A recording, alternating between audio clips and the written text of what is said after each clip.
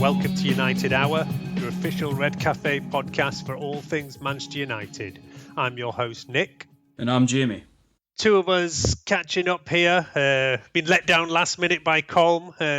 Obviously couldn't be bothered to talk about 2 nil-nil draws. Yeah, not just 1 nil-nil, but because we're actually going to be covering Chelsea and the second leg of Real Sociedad. And unfortunately, out of 180 minutes of football, we've got no goals whatsoever to chat about. So it's not going to be the most exciting a podcast. But we always find some things to talk about.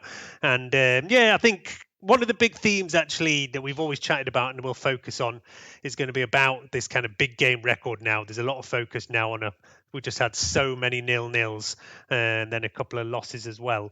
And, how important that is, or is it still acceptable? And then, we'll have a longer look at kind of some of the fringe players who came on against Real Sociedad, because again, not particularly important, but I do always like to see those. We had quite a few, especially second half, of the younger and kind of fringe players coming in, so we'll have a focus on them, and then obviously look ahead at the couple of fixtures coming up. Let's look at the Chelsea game. We're recording this like a couple of hours after the match.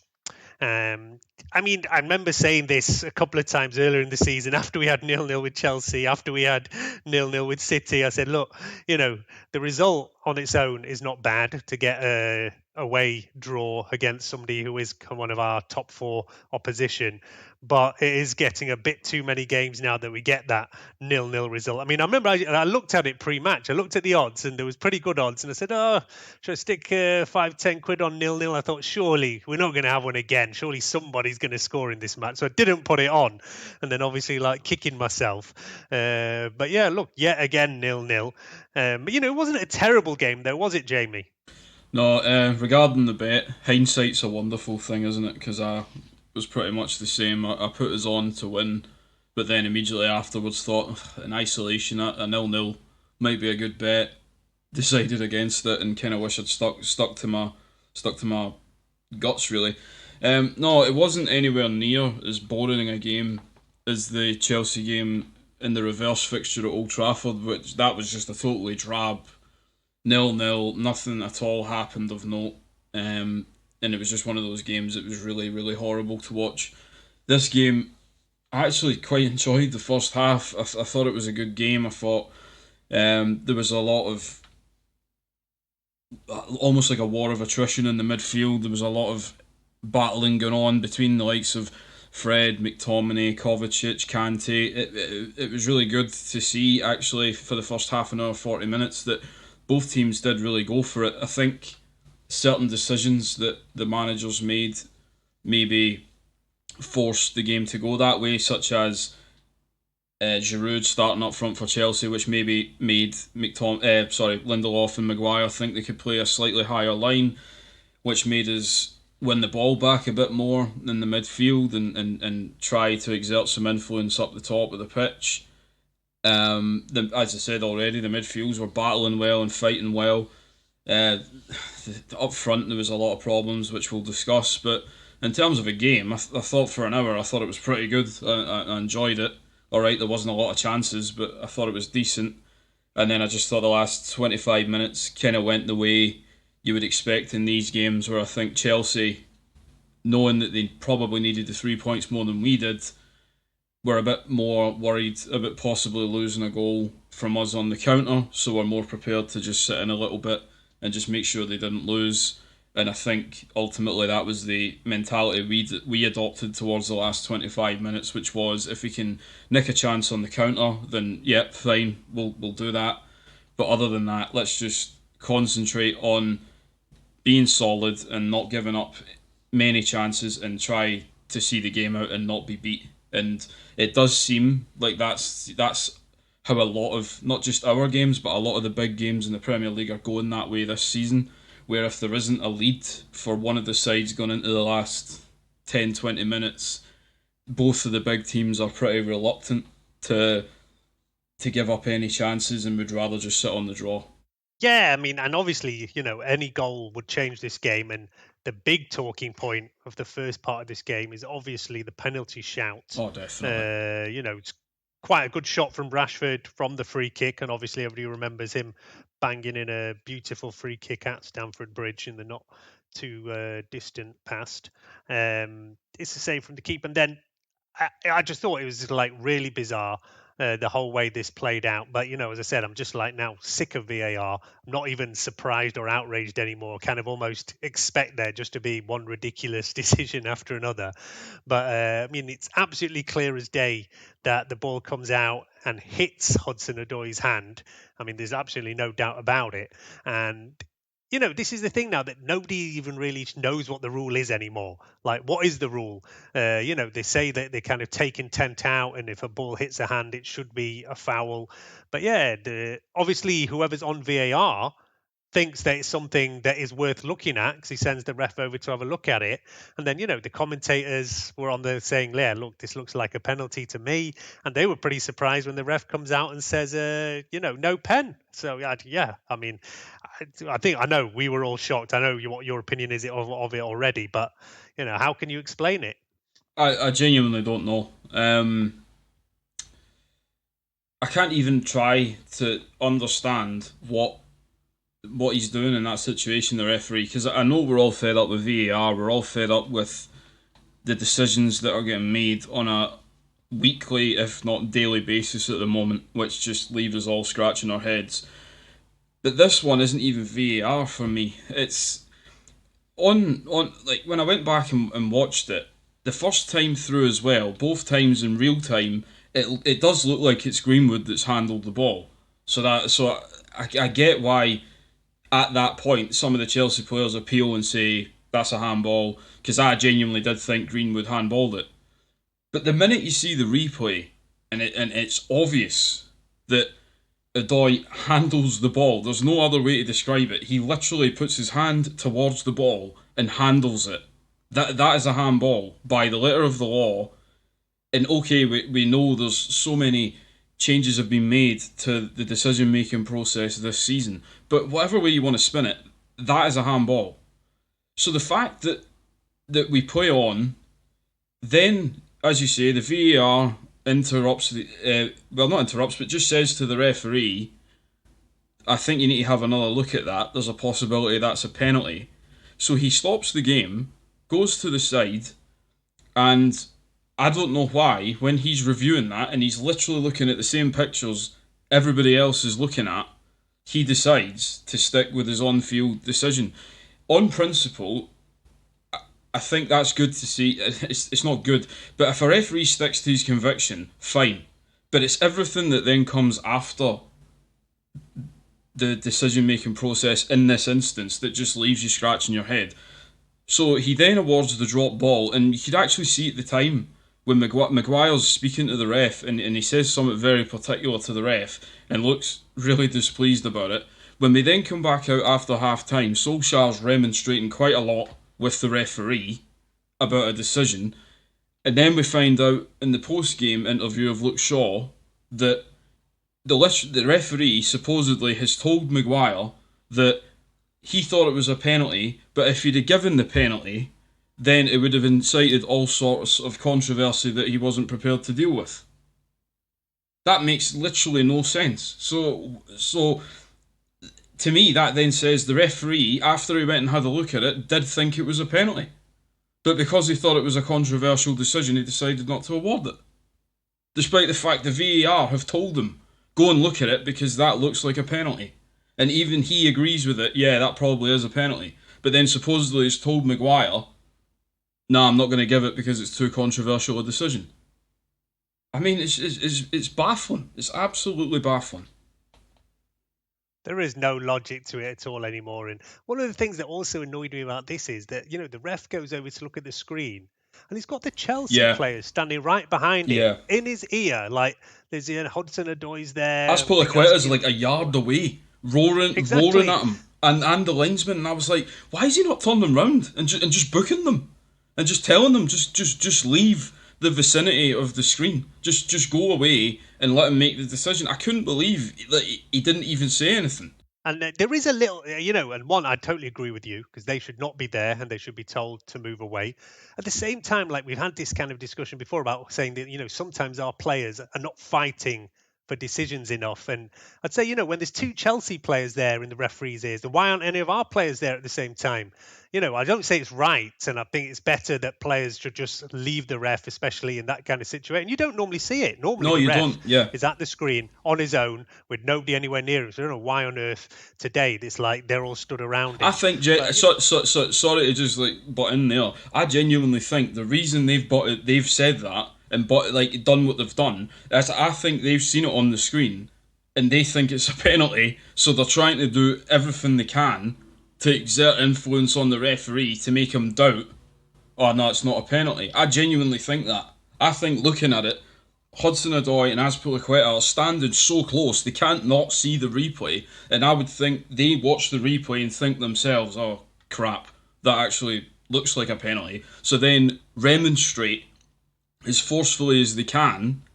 As you can see quite clearly in the replays, they are quite forceful and really close to the referee and making a lot of noise and trying to make him doubt the decision. That I genuinely think the reason they've done it is because they think it's a penalty as well. They think there's going to be bother and the referee's going to award it. So they go and try and get in his mind about awarding the penalty. And if that's true, what Shaw has said after the pitch and Solskjaer seem to kind of imply that is what's happened regarding what the referee said to Maguire, it's worked. Because the referee's then doubted giving the penalty because of inviting controversy on the decision. Yeah, it is crazy. And, there's several recently as well that we can point to where actually made a major difference on how matches gone on from there. And yeah, look, yet again, you just haven't got a clue how this kind of decision is made. And as I say, I had messages even from non-United fans saying, oh, yeah, it looks like, basketball's allowed nowadays or something like that. Yeah. Yeah, just nobody understands it at all. But look, anyway, we pushed on from there. And as I said, the first half wasn't too bad, even though it was 0-0. There was enough play. It was relatively open with a few chances here and there. Nothing that clear-cut. But, there was enough play going on there. I mean, one of the players I do want to focus on, because, if we looked at the team sheets pre-match, I think more or less we knew what the team was going to be. There was just a couple of doubts of who was coming in and who was fit. So, McTominay does come back in. And then, Greenwood starts up front. And, when you saw the team sheet, nobody was that sure, saying, oh, is it going to be Rashford? Is it going to be Greenwood? So I was actually really pleased that it was Greenwood because I want to see him playing up front more, especially, with Cavani out, Martial way out of sorts. He was not amazing by any stretch, but what was your opinion and do you think he's better on the right or do you think he's better up front? Maybe not based off of this game, but I do think he is better up front. I think it's hard to judge him on today's game because, as I've already said, I thought offensively we were really poor at times. We struggled to get the final pass quite right or the final touch quite right. So it was difficult to try and make kind of clear-cut chances. But without scoring a lot of goals or getting too many assists, I think Greenwood's actually been pretty decent over the last few weeks. And I thought he was good again today. I thought he was quite composed in possession. There was 2 or 3 chances in the second half where he kept the ball moving at pace and was trying to move us into the box. But as I said, the final pass just wasn't quite right. And we didn't look too great, but I thought the initial kind of movement from Greenwood was good. There was a chance in the edge of the box where he won the ball off the defender, beats him onto his left side, and then it's not dead close, but it's a decent effort that just flies by the left-hand side of the post. So I thought he was good without being absolutely fantastic at making chances for himself or anything like that, but I did think he was good. And over the last few weeks, I have been impressed with him in terms of the all-round play that he's brought to his game. He's certainly filled out a bit as well. I think you can see he's a lot stronger and a lot more physical looking, certainly than last year anyway. So I'm excited to see where he can go up front. He has, I would say, for the time being, he still has to fill out on the right-hand side for some games just because we've got so little options on the right. But I would like to see more of him up front, and I do hope today, just in terms of the number of chances he was able to make for himself, I hope that's not going to impact on the decision to try and play him up front a little bit more. So, for example, in the next game against Palace, if Cavani still isn't going to even make the bench, I would be more inclined to try and see Greenwood through the middle again on Wednesday in a game where hopefully we're going to be actually able to make more chances and just see what he can do. Yeah, and I agree with that as well. Like I say, I think all round his game is improving. Obviously, he's not hit anywhere near the kind of amount of goals that he was hitting last season, but he is playing generally all right. Just needs to start delivering some goals and assists to really make up for his place. But of course, the big thing is that when Martial's playing, he's offering absolutely nothing. So that's why, yeah, there's just no. We have to give somebody else a chance there. And me, I keep saying that I just want Rashford to stay on the left. I think he always looks more comfortable there. We always see more from him on the left. Today again was kind of disappointing in general. We've not created enough. And this, like I say, look, this is the main kind of question about this game. We'll obviously talk a bit more about some of the things, but if we look at the stats, XG is always one of the things that I like to look at, and that's saying that we have kind of been lucky really to come out of here 0-0, because it's got Chelsea at 1.1 and us at 0.4, and yeah, that's not really enough. I mean, obviously there is the penalty decision, which is a big thing, and that doesn't count into that because it didn't happen there, but we didn't really create much at all. There was a couple of shots. I remember one from McTominay lateish on. There was a few other openings, again, the couple of times, and we said this recently as well, Dan James flashes a couple of balls across the 6-yard line. There's one where Greenwood was nearish. There was another time when nobody's anywhere near it, and that's not the first time we've said that before, that balls coming in that area and nobody's coming to attack it at all is disappointing. And apart from that, there Coley's really not had that many to save. De Gea's made one actually really good save from Ziyech. There was one where Giroud was very close to connecting to it and then ended up nearly injuring himself. And then, there was also a very good block, wasn't there, from Victor Lindelof second half. That was good, yeah. Chelsea have, by the stats, had better chances. And, this is becoming, again, a recurring theme of in these big matches, we're not creating that many, and everybody's talking about that whatever it is, what we had now, 5 nil-nils in these kind of so-called 5 nil-nils against the top six, and that's including Arsenal, so that's debatable whether you include Arsenal in the top six or Leicester in the top six these days. But if you're going off of the traditional top six, that's basically meaning we've had 5 nil-nil draws, one 1-0 defeat, and one 6-1 defeat. So out of the 7 games so far this season against the traditional top six, you're looking at 1 goal scored, which was a penalty, which was also in a game we lost 6-1. I mean,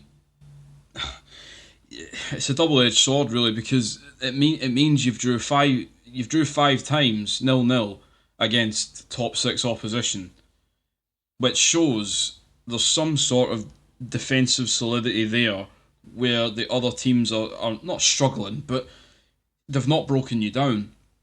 But then I struggle to just accept that that's all right, because last season when we were on the back foot and playing on the counter, we were beating teams with ease. The challenge then was, right, you need to find a different way of playing against the better teams, because if that's all that we're showing is that in the big games we'll hit teams on the counter, we'll score, and then once the game opens up it becomes easier for us to play, you can't just rely on that, because as we've seen this season, other teams, especially at Old Trafford, have just came and just sat there and not moved. Or the Tottenham games, forget about the Tottenham game. That's just by the by. It was one of those mad games where you can't really account for the scoreline. But the game against Chelsea, the game against Arsenal, the game against Man City, we never looked at scoring in any of them. I mean, the odd chance aside, but we weren't making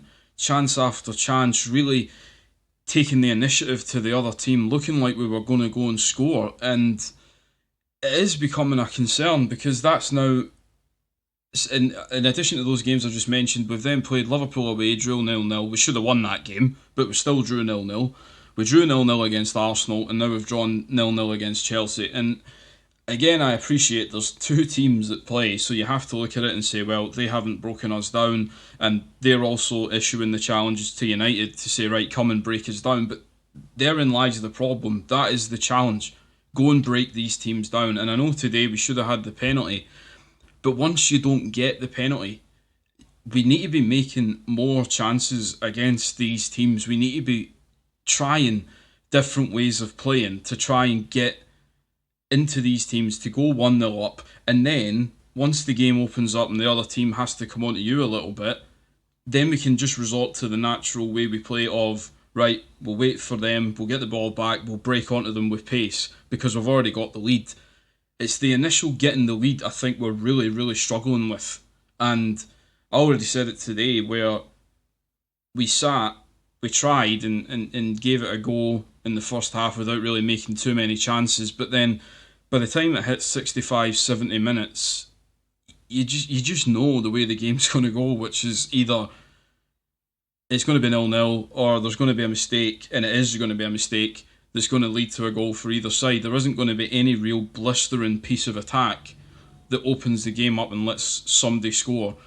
And I don't know about anybody else, but it is becoming a real concern for me that in these big games, too often do we just end the game 0-0 and we look back and think, what did we really do there? Like, what did we really create in that game that looked like we were going to make the breakthrough and take the initiative?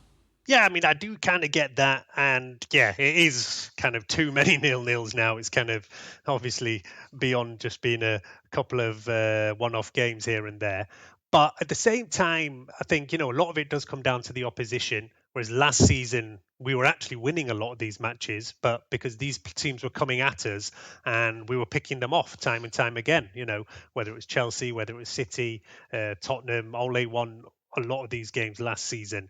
And those teams now have obviously realised what our strength is, playing on the counter, quick in the transition, and are playing a lot more defensively, are defending a lot deeper because they're scared of our, strongest attacking weapon. And so, yeah, they're setting up more defensively. And I'd kind of say in this kind of game, like we're 6 points ahead of Chelsea.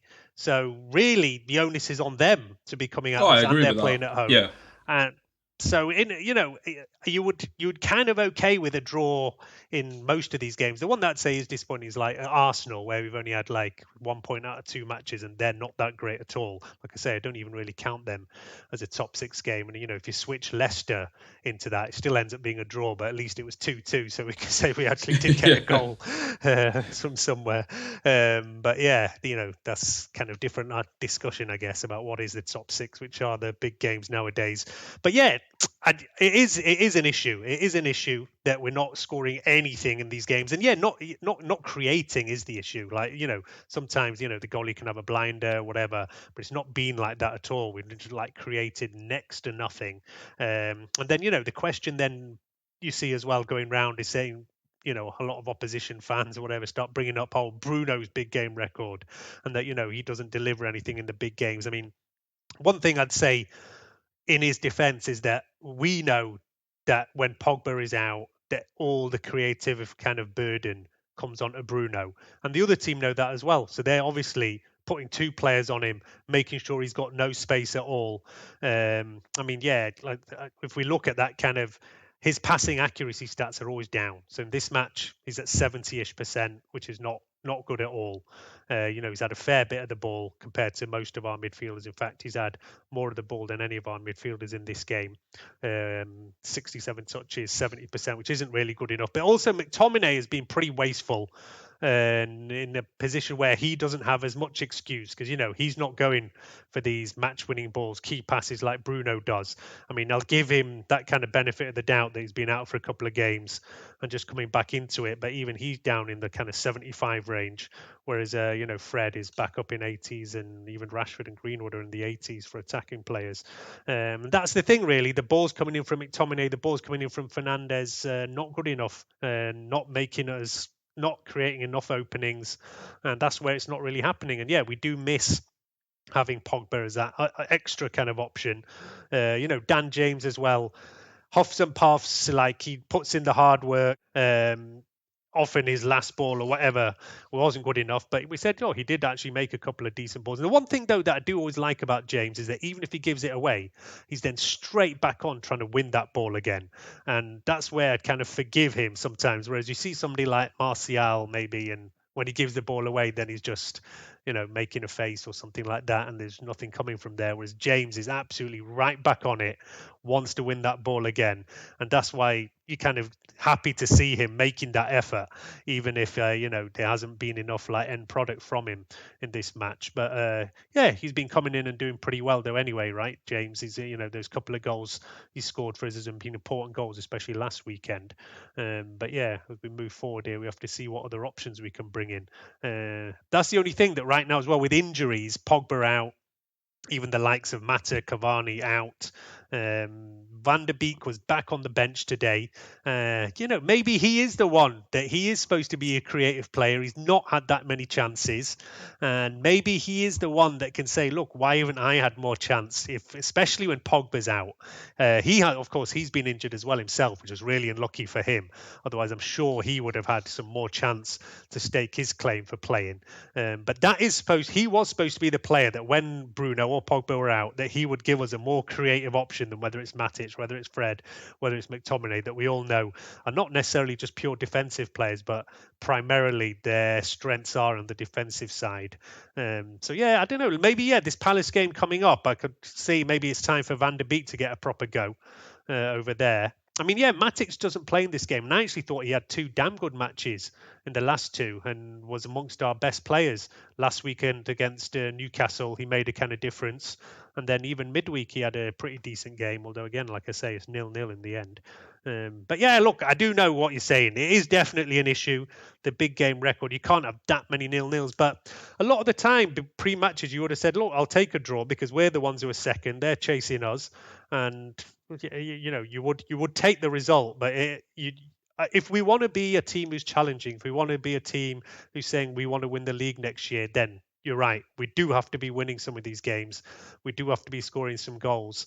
A lot of people point to the fact that, Ole's only lost 4 matches and it's the least of anybody by far in the last calendar year. But the thing is, though, that, you have that, it's always a statistics that brought up that you're actually better off losing 2 matches and winning one than, drawing a couple of drawing matches. Too many in a row, it's you're actually better off having a win and a loss than drawing 2 games. You get 3 points from one, you get 2 points from another. So maybe if you do gamble a little bit, it does actually pay off. And the fallout if we lost some of these games is obviously terrible, but that's the gamble you take. If you lose one, it could be like you're saying, look, we should push on. And but if you do, maybe you end up losing the game. But if you win one here, you lose one there, you're actually better off than drawing them all. I guess that's the kind of trade-off there. We are being a lot more solid. We're not giving any of these points away. But if we want to be a team who's winning leagues, to be closer to the likes of City, then we do have to be challenged a bit more. But I would say that it's not these matches, though, why we're not now challenging City. It's that Everton, it's that West Brom, it's that Sheffield United. Yeah, definitely. Without a doubt. I mean, I'm more frustrated because, in terms of the Big Six, I'm just frustrated because, as you just said about, if you want to be, pushing on and challenging for the bigger trophies, trying to do well in the Champions League, trying to push on in the league and really go and challenge Man City.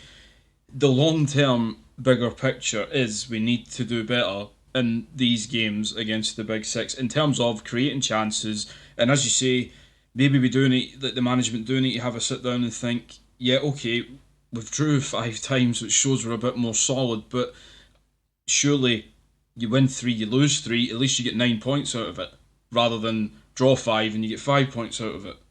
But that is absolutely not the reason why we've suddenly found ourselves 12 points behind Man City. It's the games against Everton. You have to see that out. The game against West Brom that was just absolutely dreadful and abject. The game against Sheffield United, which is still inexplicable to think we didn't win that. It's too many occasions where we've just been careless and not either, we've not either seen the job through in the likes of the Everton game, or even the Leicester game, you're 2-1 up and you concede a goal late on in that game, and then it's the other games against the likes of West Brom and Sheffield United. There's no excuse for them, really. They're the games, if you want to really be putting a marker and a statement down and trying to become a better team and move on as a team, you can't be dropping points in those games. It's inexplicable, really. Yeah, I mean, the one thing that kind of makes you feel a bit better about that is that even if we had got those points, so yeah, you're basically talking about another 2 points at Everton, another 2 points at West Brom, and yeah, possibly another three. Sheffield United says 7. We would still actually be 5 points behind City because they're Yeah, just on an absolute ridiculous run. But at least you can say then, look, we are still in this challenge, especially when we're playing them in 2 matches' time. And I remember about a month ago when we started dropping a couple of points and City started on this run and we were having this discussion, are we still in the title race? And I said, look, I just really hope that by the time we go and play City next time, that we're still in some kind of touching distance and that we can really say it is a 6 pointer and really we're playing them in 2 matches' time. City are going to be very happy with a draw. Even if we win it, it might, it makes it a bit different. It makes it interesting, but we're still going to be quite a long way behind them, and they just look pretty undefeatable at the moment. Even West Ham had a pretty good go at them this weekend, and they still managed to come up with 2 defenders scoring, even though they kept all of their attackers quiet. So yeah, City do just look in a pretty crazy run at the moment. But look, like I said, we are playing them next weekend. So yeah, let's see what we can do there. Another chance in a big game. weirdly, that might be the game that suits us because City don't. The game against us at Old Trafford was maybe a bit different because they were in a bit of a sticky patch themselves in terms of results and performances, and I think that was just a game after maybe 30 minutes both teams just decided, yeah, we'll just settle for a draw here. Whereas, as you say, City are on this unbelievable run of form, 20 wins in a row in all competitions. I think it's 13 in a row, 13 in a row in the league. It's absolutely crazy. So I can't see next Tuesday that next Sunday that they'll suddenly think about changing because that's just not what they do normally anyway. I mean that was different in November or whenever it was because they were. Yeah, they played very Yeah, defensively against us, yeah, didn't they? which wasn't like them at all. They never normally do that. So I would expect next week when we play against City, it'll be business as usual from their point of view. They'll play their normal way of playing, and I think our traditional, if you want to call it that, way of playing the top six at the moment, I think that might actually suit the game next week, where we think, right, let's just make sure we're hard to beat and try and win the ball off them and break at pace because that's what we can do. It's proved that we've done it 3 times against them last year, but I do think it will be extremely difficult this time because, yeah, they look pretty unbeatable at the moment. They're getting goals from everywhere, whether it's the fullbacks, whether it's the centre halves, the midfield. They've not even been playing Aguero, but they're still scoring goals for fun. It's pretty ominous from their point of view. So I don't know about next week. I think it'll be a very, very difficult game. Yeah, and we do obviously have Crystal Palace before that midweek. But yeah, I'm not sure if we'll record after Palace. So yeah, this is kind of kind of previewing that match as well. But yeah, as you say, maybe it will suit us. Like last season, it did suit us when people were not giving us much chance, when we were not that rated. Teams like City, teams like Chelsea came at us, and Ole picked them off every time. He had a great record, but they all learned from that. They've all been sitting back. They've all been, they've been edgy, kind of tight games.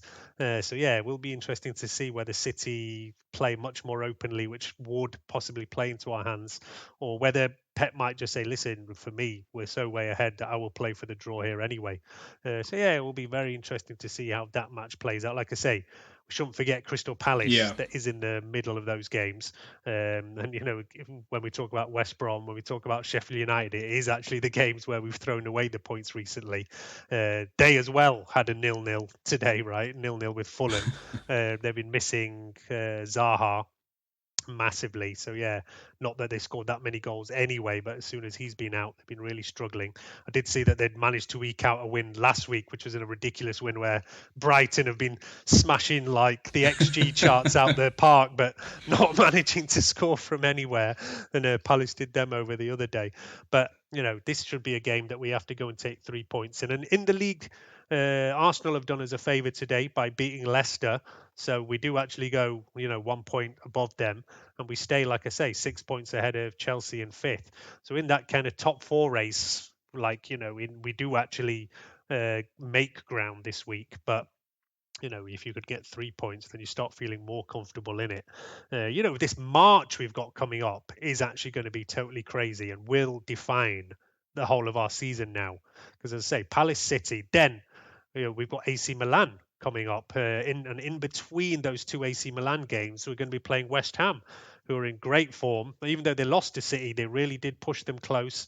As I said, City get 2 goals from centre-backs to beat them. Lingard sets up another goal for Antonio over there. If anyone missed it, I said on the Patreon, Coleman Imran did a good little feature on Jesse Lingard, his United career, whether they think he can come back to the club.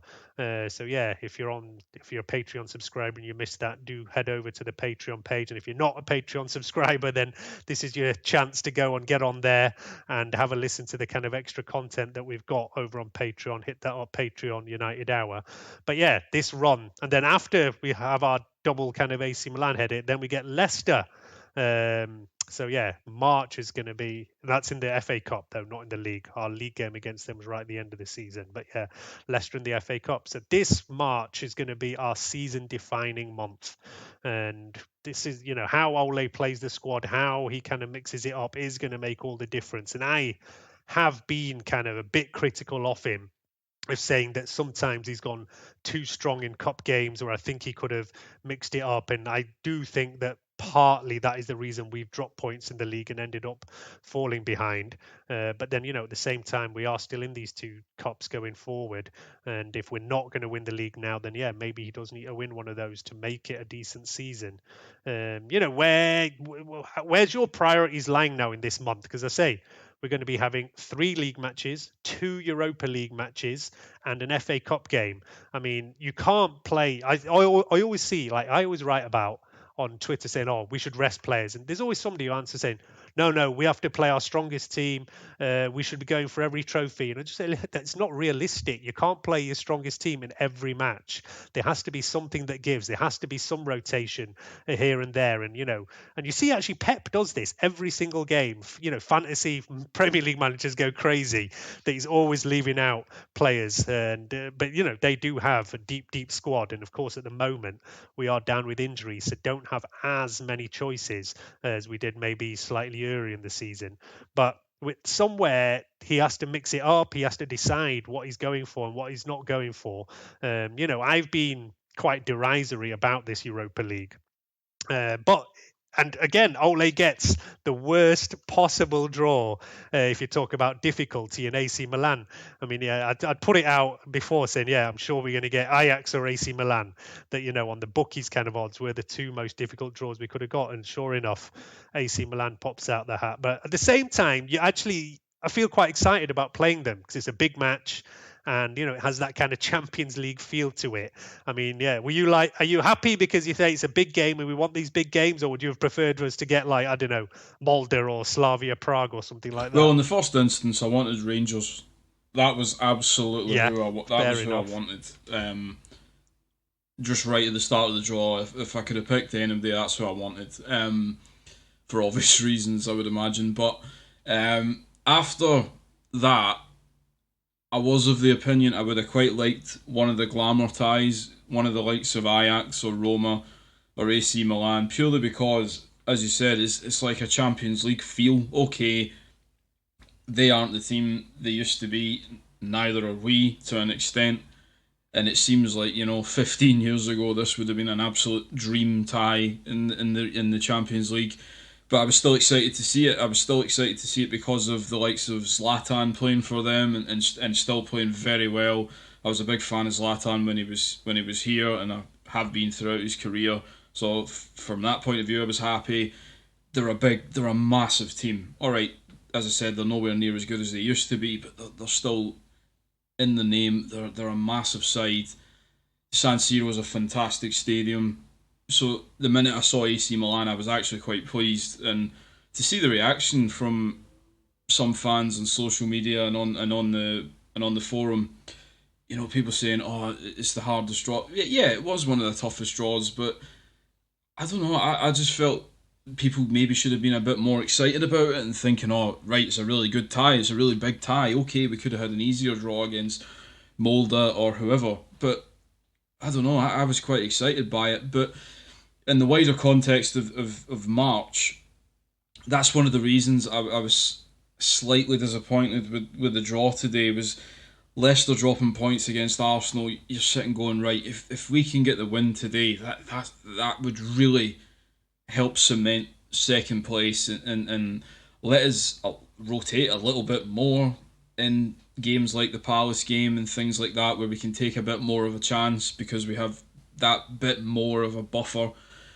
So it's not a bad result today, but in the context of March, looking at it, saying you're going to play West Ham, you're going to play Palace, you've got Man City, and then obviously, as we said, the FA Cup game, the Europa League games. There's some really difficult games coming up. I think looking at the month right now, I would take Wednesday night against Palace absolutely as the chance to try and rotate some players. I mean, yeah, Pep's the absolute master of it at the moment. I mean, I watched the game yesterday and I heard them say at the start, I can't remember if it was 7 or 8 changes Pep made for the game yesterday. And that sounds like a lot, but then when you think, Man City are going on all fronts, challenging for everything still at the moment, and putting out really strong teams in the Champions League, and yeah, they've got a massive squad and they can do it, but it just shows you, even against West Ham at home, they were willing to take the chance of, right, we make 7 changes just because we know we need to rest players because they've got games coming up that they're going to take seriously. The derby next week, the second leg of the Champions League game, the FA Cup, I think they play Everton. So I think rotation is going to be absolutely massive this month. But the problem is identifying where you're going to make the changes. And for me, I would definitely take Wednesday against Palace. I would like to see the likes of, maybe, I know he's not been too brilliant when he's played, but Williams maybe coming in at right back, Van de Beek coming in, Matic coming back into the side. I would like to see Greenwood play still, but I would then take even Martial on the left. I know he's not been brilliant, but just to give Rashford a rest. Van de Beek, as I said, for the likes of Bruno, because you look at it and go, right, well, against Man City, we're going to have to go the absolute strongest 11. There's no doubt about it. Go the strongest possible team against Man City. Yeah, see, that is the problem with drawing AC Milan. That if you draw Molde or Slavia Prague, you can take it easy. Say, of course you can. We can rotate 4 or 5 players, but if we're playing AC Milan, then you can't. If you're taking that competition seriously, and Ole clearly is, because we've seen him play strong teams against Real Sociedad, much stronger than I would have, and especially in the second leg. I saw some people absolutely losing their shit online when he started with Bruno, when he's bought on Rashford, saying, to be fair, why on earth? I did not lose the plot, but I couldn't believe Rashford coming on at half time. That was one I was like, yeah, I did think that was bizarre. But Ole did actually come out with some interesting comments about that, because he was asked about it, and he said, and can't remember exactly. He basically said, look, he more or less said that. He said, I think it's actually better to give a player 45 minutes in these games than not play them, because then often they overtrain and maybe they actually get tireder, he said. He did acknowledge, though, that obviously there is a risk of injury when you give players, they're playing 45 minutes in a match, whereas, in training, I mean, players do still get injured in training as well. Yeah. We get the likes of Bailly who go off and go missing for another month, and you don't even know why. Yeah, Phil Jones is a classic. You never know where or why he's gone missing. But yeah, normally, it is in a full-on match that players are getting these injuries. So yeah, there is always that risk there, and thankfully both Bruno and Rashford came through that game. But it did seem a bit bizarre for Flair to play there. But yeah, Ole did say that's his mentality, that he thinks if he gives a player 45 minutes, it keeps them one kind of match fresh and fit, and they're not playing that old 90. I mean, if we look at that match midweek, for me, it's the most interesting thing from that Sociedad second leg was the players who did come in the second half. So at half time, Axel and Williams came in. Axel is a player that I really think is one of the main ones who should have played more minutes this season. And I think he's been pretty unlucky not to. I mean, he did, I know, have a couple of shaky performances. And if we look back at that Sheffield United loss, he was kind of one of the to blame for a goal over there. But I think still he deserves to play more. And when he came on, I thought he had a really assured performance. It was in midfield, and I thought he looked very comfortable. All right, we'd already 4-0 up, so it's not like we were like going on all cylinders to like win the game or whatever. But yeah, he looked very comfortable on the ball. Even when I've seen him at right back, I thought he looked comfortable. I've been saying time and time again, like he should be getting runs out over there so that Wan-Bissaka gets a rest. So yeah, he is one of the really high up the list for me of players who should have played more minutes. Williams as well, like I say, Wan-Bissaka has played way too many matches, needs to have a bit of rest. Williams looked okay. He's not really pushed He on needs to calm down from, when he plays. He goes yeah, he around. could have got Oh, he sent goes off. around the pitch 100 mile an hour, like all the time, crashing into challenges. And while there's some of that to be desired, like when Raphael played for us, and we all loved that blood and thunder approach, he needs to calm down because he's not played much at all. But certainly when he plays, I always get the impression he's almost ready to just tear off the leash and go and just charge around the pitch. And as you said, he could have easily been sent off the other night just through two bookings, not through any one bad challenge, just off how much he was just looking so out of control at times. And I think he seriously needs to just rein it in a little bit when he does get a chance to perform. I really worry at times when I see him on the pitch, and worry if he's going to end up being sent off, and then that's going to end up putting a lot more pressure on the rest of the players. But Tuanzebe, I agree. I think he should have played far more than he has this season. I know there's been certain occasions where he's been at fault, and there's been defeats that have happened because of the way he played, like against Sheffield United. He was unlucky, I thought, but he was one of the ones at fault for the Leicester draw as well. There's been a few other occasions, but I actually thought on Thursday he was excellent when he came on. He was very composed, passed the ball well, kept it well, fought quite hard in the midfield.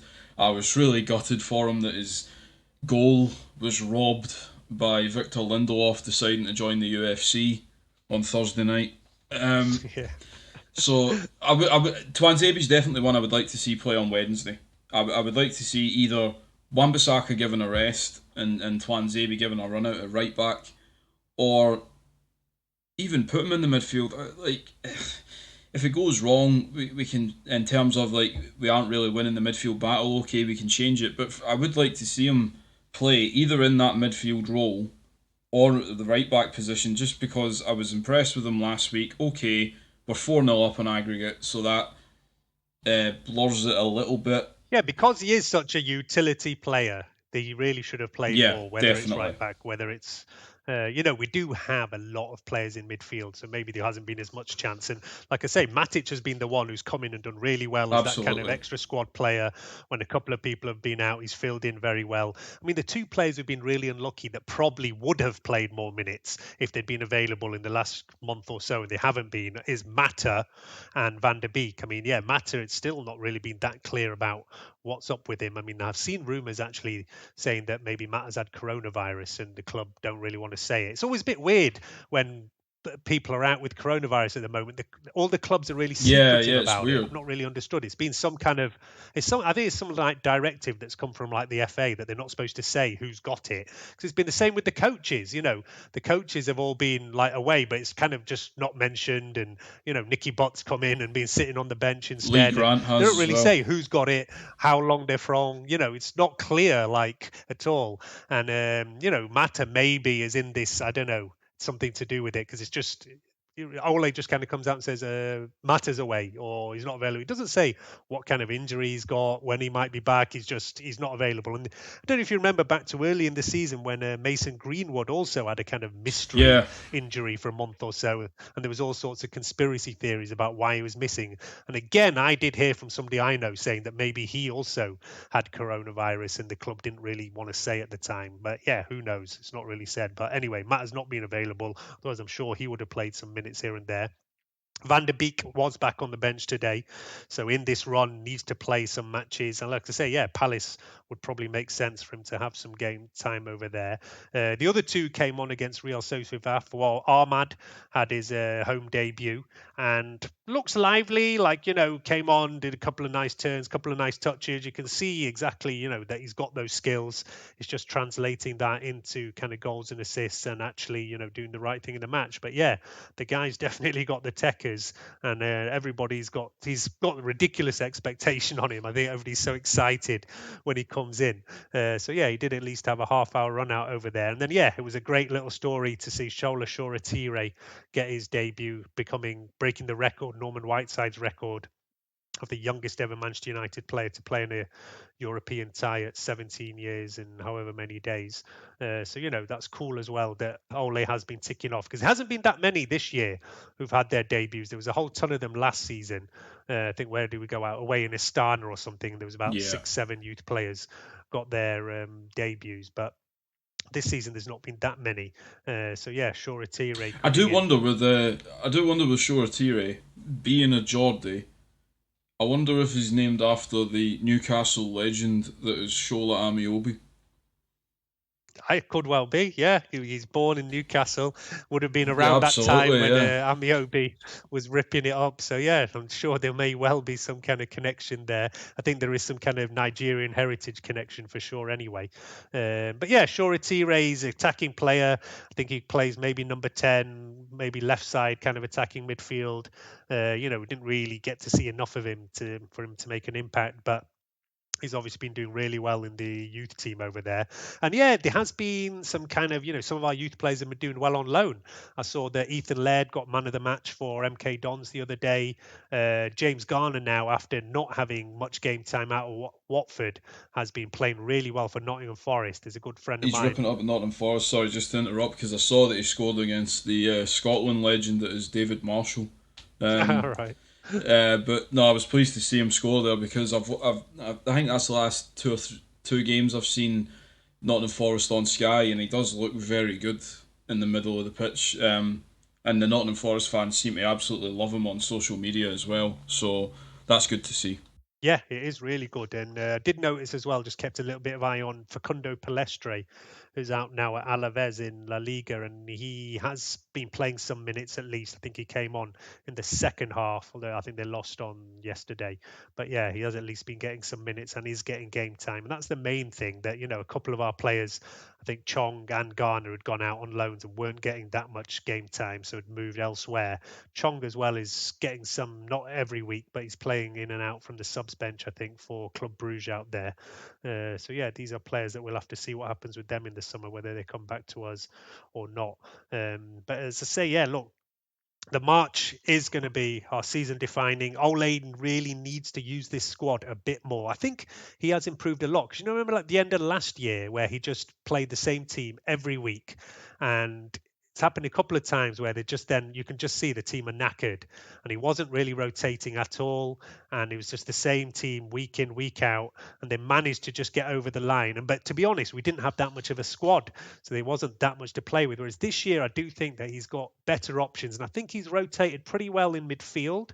I think he's also done pretty well up front. I do think, particularly in defence, that he could have rotated a little bit more. Maguire, all right, finally had a rest in that midweek game against Real Sociedad, and he normally doesn't ever. Whereas, the likes of Wan-Bissaka, Lindelof have played a lot. Bailly, when he's fit, I think he should be playing every other game at least. Whereas for me, actually, I prefer to see Bailly come in and play. It should be like the first option with Maguire, even though, yeah, Lindelof did at least have a decent game today against Chelsea, and he often does in the big Yeah, I games. actually thought though, again, you have to temper it with it was 4-0 in aggregate, but I did think Lindelof and Bailey actually played quite well together on Thursday.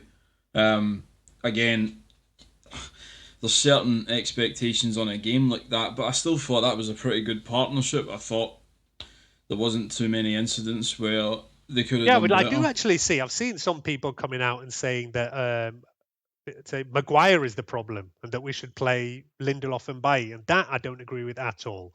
I think No, that Maguire is I don't agree with definitely. it. What I'm just saying is though, No, yeah, I'm just saying I oh see a lot yeah, of talk yeah. about that online, and it's not something I The go with. relentless playing of Maguire all the time did lead me to think, you know, all right, he obviously doesn't trust Bailey and Lindelof to play together in a partnership. But just seeing it on Thursday did make you think, okay, I understand that he wants to play Maguire all the time, and I get that. But that game on Thursday does prove a little bit you need to trust that those two can play in defence, or Bailey and somebody else. Like just pick a game against the likes of the second leg against Real Sociedad. If we get a really good result against AC Milan, and then just think, you know what, caution to the wind, we'll play a different team in the second leg because we need to. We need to rest players. We need to try rotating a little bit more, and I totally get Maguire is the main man at that heart of the defence, but I just think watching that game back on Thursday, they were quite good in defence together, and I do think we need to just trust that that partnership, or whether it is Bailey and Twanzebe or whoever, give them a run out. Just try it because, as you say, we need to rest players. I mean, the amount of minutes that Maguire and then Lindelof, because he has played a lot and has had issues with his back, the sheer number of minutes being played by those two and Wan-Bissaka at right back, it is quite incredible. I mean, we've done well with Shaw this year because Tellez has come in, given Shaw a kick up the backside. He's really pushed on. He's had a really good season. And even when Tellez comes in, it just gives Shaw the chance to have a rest. Tellez comes in, does all right, no real issues at all. And it just gives Shaw the chance to have a rest. But the other three positions, I mean, I don't know if it's down to depth or not trusting the depth or what is the issue, but it is unbelievable the amount of Yeah, it's minutes. obviously that he doesn't Yeah, trust them. It's clear that he doesn't trust them. And as I said, the one who for me has lost out, especially, is Axel, yeah, definitely. and really does need to get more game time, whether it's right back, whether it's centre back. And let's see. So, like I said, let's see if we are going to get through this period. And I'm always worried about how our kind of cup games hamper our league performances. That's always my big worry because if you have to go out, and we've seen before after some big performances midweek, we've always dropped off on the weekend in the league. And so this next month is really going to show how Ole manages the squad, how he rests players, who gets in, who gets out. And then, and I said Leicester, who are our nearest challengers in the league, they're now out of Europe. Not that they want to be. It was a bit of a shock. Yeah, I'm it sure was. they'd prefer to still be in it, but they're now out of Europe, so it means they're only going to be focusing on the league. Although, of course, we do at the end of March have that FA Cup game, which is against them. And again, we will have been out at AC Milan midweek, and they will have a full week's rest until we played them. So yeah, it's not some. I'm sure Leicester would prefer to still be in the Europa League, but it is going to give those extra days and extra rest to them, whereas we're going to have difficult matches to play in between. It's going to be the same. We've got two matches against AC Milan, and in the middle is West Yeah, Ham, who will be fully rested, whereas we're going to be turning around 3 days each time. So yeah, look, let's see. This is Ole's challenge of rotating, keeping people fresh, keeping people happy, and this March will be the one that really tests it all. So yeah, I think that's probably about a wrap for this week. As I say, no goals to talk about from the two matches, but yeah, always still plenty to chat about. We may come back after Crystal Palace, but yeah, we will definitely be back after Man City next weekend. And just wanted to give the usual shout outs to, yeah, please hit us up on Twitter, Facebook, Instagram, and yeah, do check out Patreon where we've got some extra content over there. And shout out as well to our sponsors for the last month, Manscaped. And I think, yeah, the product they're pushing at the moment is their weed whacker. So yeah, that's for more trimming your nose and ear hair and stuff like that. So yeah, if you're interested in those Manscaped products, get over to manscaped.com, use the code United Hour, you'll get 20% off. And yeah, look, thank you to all our listeners. We're loving, we've been having a lot more kind of interaction with people on Twitter, and even the Instagram is growing quite well now. So yeah, if you can't afford to support us on Patreon or not interested in the Manscaped products, then yeah, we appreciate even the feedback, likes, retweets, all that kind of thing is great, and just helps keep the podcast going and growing as well. So yeah, I think that's good night for us this week, and we will see you maybe midweek or definitely next weekend. Good night, troops.